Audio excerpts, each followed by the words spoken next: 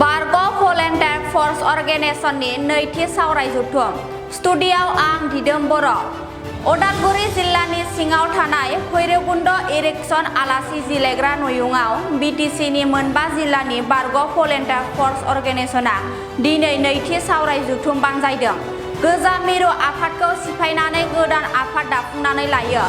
गणेश हाज'वारिखौ आफादगिरि आरो कृष्णकान्त बसुमतारीखौ नेहाथारि बिबान होनानै मिरु आफादखौ दाफुङो।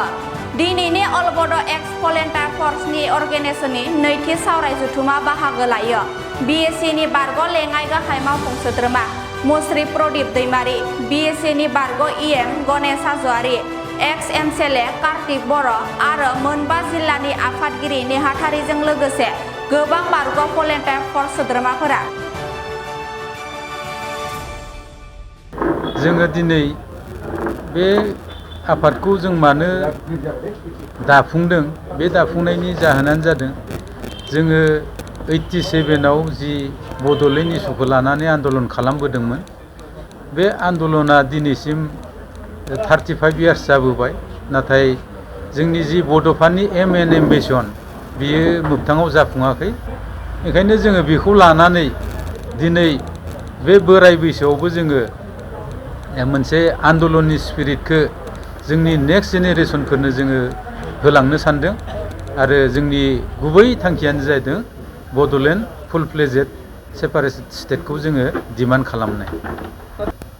जोंनि फिसाफोर फंबायफोर फरायसा आफादखौ खावलायदों जाहाथे मोजाङै जोंनि बर' हारिनि जि थामोनथानि जुजिनाय बा नांनाय बेफोर जाहाथे जोंनि बर' हारिनि गुबै नेरसोना बेरखांथों जाहाथे जों रावबो राजखान्थिगिरिफोरनि खैसाराव गोग्लैनानै जोंनि जाथिनि इमेजखौ जोङो बेले बेजे खालामना दालाथों, बेखौ जोङो दानि बर' फरायसाफोरखौ खावलायदों।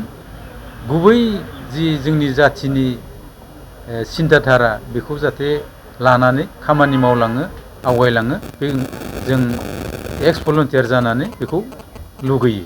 दिनैनि बे जोंनि एक्स भलन्टियार फर्स अर्गेनाइजेशननि मेलाव जों गोदान मोनसे आफाद दाफुंनानै लानाय जायो।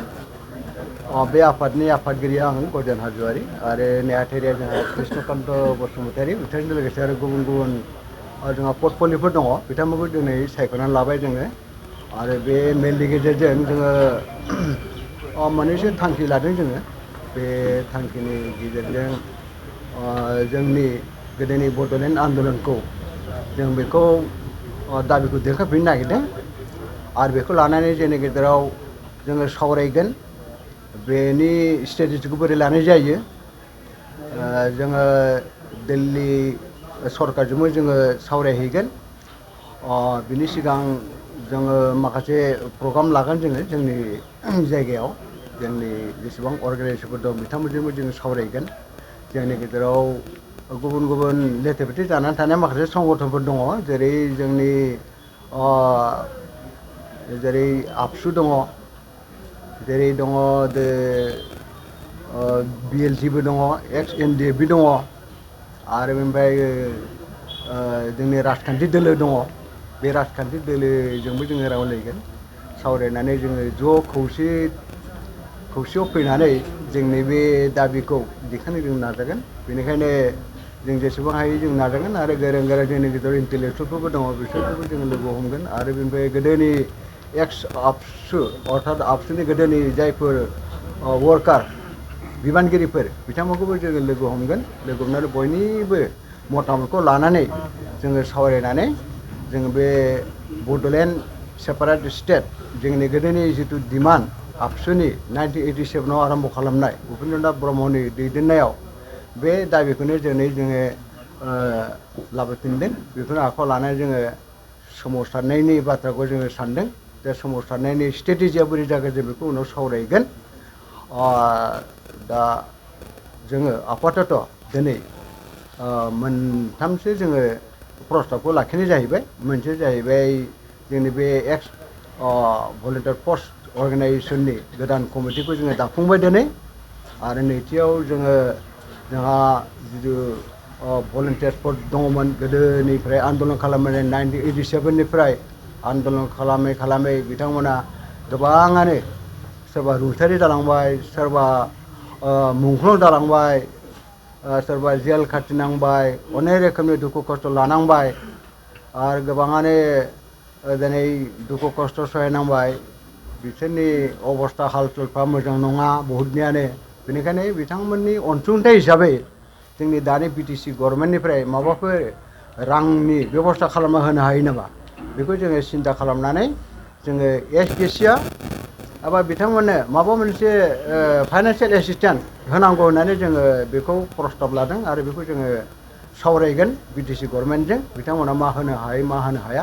जोंहा ओरैनो दानि बे बिटिसिआव प्राय मोनबासो डिस्ट्रिक्टआव more than 5,000सो जोंहा भलन्टियार्सफोर दङ गोदोनिफ्राय दासिम जायफोर दङ।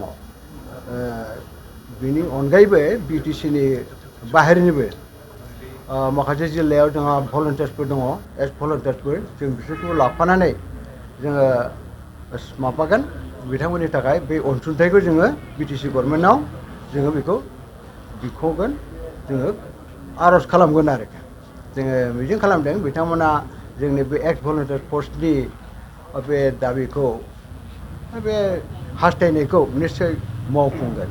बे जाहैबाय आरो नै थामथियाव जोङो सेपारेट स्टेट बड'लेण्ड स्टेटखौ लानानै जोङो सोमावसारफिनगोन। जोङो बेखौ जोंनि गेजेराव जोङो सावरायगोन, जोंनि गेजेराव जों इउनिफिकेसनखौ लाबोनो नाजागोन आरो खौसेयै बे दाबिखौ बोरैहाय जोङो दैखांनो हायो।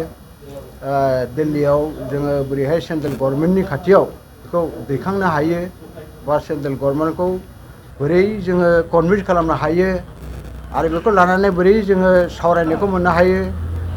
जोङो अफिसियेल टक हिसाबै सेन्ट्रेल गभर्नमेन्टनिफ्राय बै मोनसे बड'लेण्डनि सायाव बड'लेण्ड इस्युखौ लानानै सेपारेट स्टेटनि इस्युखौ लानानै आरोबाव सेन्ट्रेल गभर्नमेन्टआ सावरायफिननांगौ होननानै जों बेखौ दाबि लादों।